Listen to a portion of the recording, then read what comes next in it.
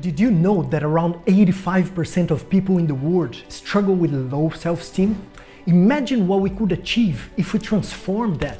Hi, I'm Marcos, and in this episode, we delve into the conditionings and limiting beliefs that prevents us from developing a stronger self-love. Stay until the end to learn about the 5 pillars of self-love, plus a bonus tip that will help you exercise the love you need most and learn some of the practices I use to nourish myself.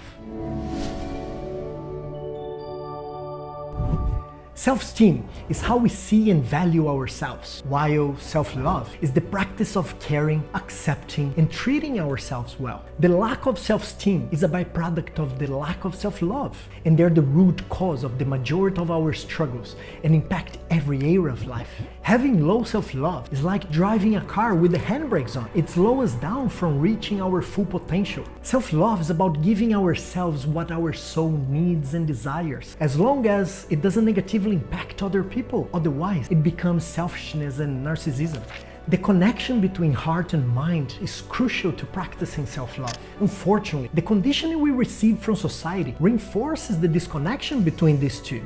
Our ancestors faced survival challenges that left little room for introspection. They relied on external validation, often neglecting self-care. Religions and spiritual traditions teach us to help others, to be compassionate, and to self-sacrifice. But these teachings can be misunderstood, making us put others above ourselves. It's very different to give to others when our cup's full than to empty our cup for the benefit of others and become people pleaser. We definitely should exercise more compassion and help humans, animals, and the whole planet. However, if we give too much, it hurts our mental and physical health. Remember always to fly. First, love yourself. For me, it's important to understand how family patterns, conditionings from society, and traumas impact the body, so we can stop reacting unconsciously to all of that. The foundation for self-love is built early in life. Many people became parents very young without learning self-love and awareness themselves, so they couldn't teach that to their kids. Compassion and forgiveness are key if this resonates with you. When you think of self-love, what comes to mind? Share your thoughts in the comments. Let's inspire each other. I like saying that when someone gives us something, it's ours, and it's our responsibility to decide what to do with it. My point with exploring the unconscious mind is to recognize what serves us and what doesn't. So we let go of the things that just add extra weight on the shoulders and pressure inside the mind. If you haven't watched the episode about the pressure cooker analogy with the mind, check it out here. You might be asking, how can I practice something that I never learned before? Don't worry, I'm here to guide you. Here are my 5 pillars for higher self-love. Number 1, awareness of negative self-talk. Do you think if you talk to someone else the way you talk to yourself, they would still be around? Becoming aware of your inner dialogues is the first step to change. Whenever you catch yourself criticizing or ruminating about a mistake, stop and start nurturing compassion and forgiveness instead. Number 2, setting boundaries. This is the biggest act of self-love for me. When you have the courage to love yourself enough to risk dealing with rejection and disappointment from others, your self-love levels will explode. If you keep telling someone how you feel and they don't change, understand they don't respect you. Many times, giving up doesn't mean you're weak. It's a sign you're strong enough to let go of the attachment.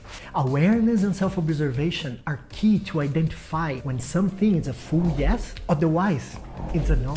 Number 3, explore as many practices as you can until you find those that make you feel awesome. Put judgments aside and open yourself to try things you never tried it before. I was conditioned to believe self-care was only for women, but thanks to Cristiano Ronaldo and David Beckham, who faced criticism in the early 2000s for taking care of their appearance, I shifted my perception and I started trying new practices, like having massages and skin treatments, choosing clothes and accessories that feel comfortable in my body and give me a wow feeling when I look in the mirror, regardless of the opinion of others. Going to the barber every week, letting go of people and personal belongings that no longer serve me anymore, and understanding how I want to move my body without pushing through pain are examples of how I welcomed self-love into my life and allowed me to see huge changes in how I perceive myself. So be creative, non-judgmental, and invite your inner child to play. Number 4, keep questioning yourself. What is important for me? What makes my heart beat faster and gives me butterflies in the stomach? And most importantly, which habits and choices hurt my body and my mind? Only you know the answer, and there is no right or wrong. You are unique, and your preferences might be too. Reflect on what you do for pleasure versus what you do as a compensation for the feelings and emotions that you've been suppressing. The more you respect yourself, instead of hurting yourself with negative thoughts, habits, and people, the more you will open up to experience the magic of self-love. When you embrace your worth, your heart will shine bright like a diamond. Number 5, create a self-care list of your favorite practices and start incorporating them into your daily routine. Motivation is what gets you started. Habit is what keeps you going. Commit yourself to find time every day, even if it's for 10 minutes to begin with. Identify the easiest items on your list and start with that. Every time you accomplish something, no matter how small, your brain releases dopamine, which reinforces the behavior and motivates you to keep going. You can start by making your own bed every morning and get that sense of accomplishment for breakfast. Making exercise and healthy eating non-negotiable habits help me to build a stronger physical foundation that supports my emotions.